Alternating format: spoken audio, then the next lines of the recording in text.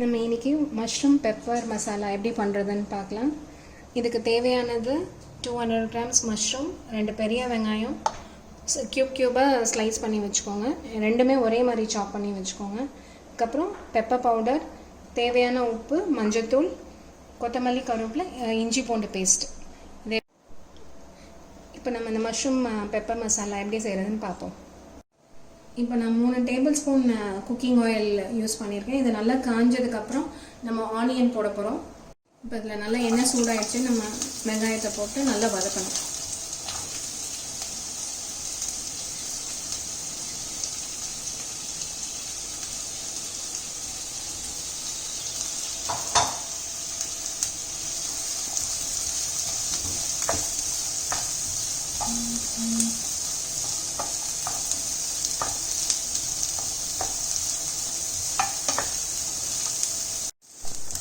இப்போ வெங்காயம் நல்லா வதங்கிடுச்சு பொன்னிறமாக. இப்போ நம்ம நெக்ஸ்ட்டு இஞ்சி பூண்டு பேஸ்ட் ஆட் பண்ண போகிறோம். இது ஒரு 1.5 ஸ்பூன் இஞ்சி பூண்டு பேஸ்ட் போடலாம். இஞ்சி பூண்டு பேஸ்ட்டோட அந்த பச்சை வாசனை போகிற வரைக்கும் நம்ம நல்லா வதக்கிட்டு நெக்ஸ்ட் நம்ம மஷ்ரூம் ஆட் பண்ண வேண்டியதான். இப்போ இஞ்சி பூண்டோட பச்சை வாசனை எல்லாம் போயிடுச்சு. இப்போ நம்ம மஷ்ரூம் ஆட் பண்ணலாம்.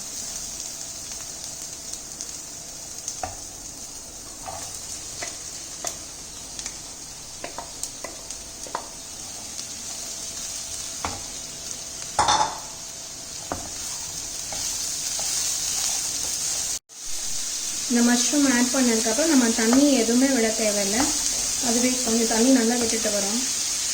பார்த்திங்கன்னா நல்லா தெரியும் உங்களுக்கு மஷ்ரூம் நல்லா வதங்கிடுச்சு. ஒரு 2-3 மினிட்ஸில் நல்லா இந்த மாதிரி சின்ன சின்னதாக ஆகிடும்.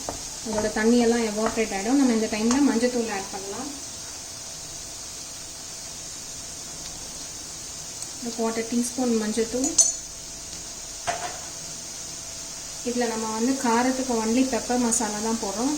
ஸோ இது நல்லா ஒரு ஸ்பூன் கிட்ட பெப்பர் மசாலா போடலாம்.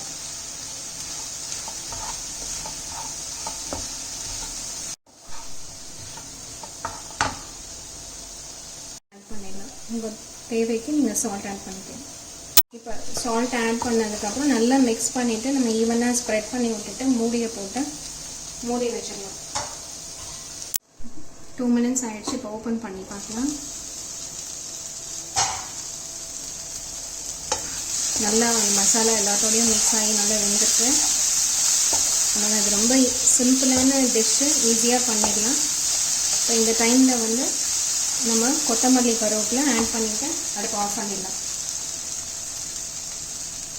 இதுக்கு மெயினே இந்த கொத்தமல்லி, கருவேப்பிலை தான். இந்த நல்லா அதோட அரோமா ரொம்ப நல்லாயிருக்கும்.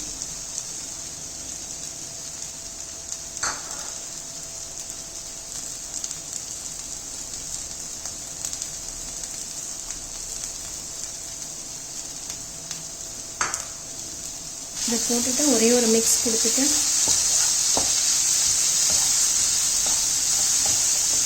அதோட ஃப்ளேவர் நல்லா வந்துட்டுருக்கு. இந்த டைமில் நம்ம அடுப்பு அமர்த்திடலாம். இப்போ நம்ம mushroom pepper masala ready. Mushroom pepper masala இப்போ ரெடி ஆகிடுச்சு. இது ரொம்ப டேஸ்டியாக இருக்கும். அதில் நம்ம மிளகாத்தூள், தக்காளிலாம் ஆட் பண்ணலை. ஈவன் அது ரொம்ப நல்லாயிருக்கும். சப்பாத்திக்குள்ளே ரோல் பண்ணி சாப்பிட்லாம். ப்ரெட்டுக்குள்ளே ஸ்டஃப் பண்ணி டோஸ்ட் பண்ணி சாப்பிட்டா ரொம்ப நல்லாயிருக்கும். பசங்களுக்கு ரொம்ப பிடிக்கும். கண்டிப்பாக அதை நீங்கள் ட்ரை பண்ணி பாருங்கள். தேங்க்ஸ் ஃபார் வாட்சிங் திஸ் வீடியோ.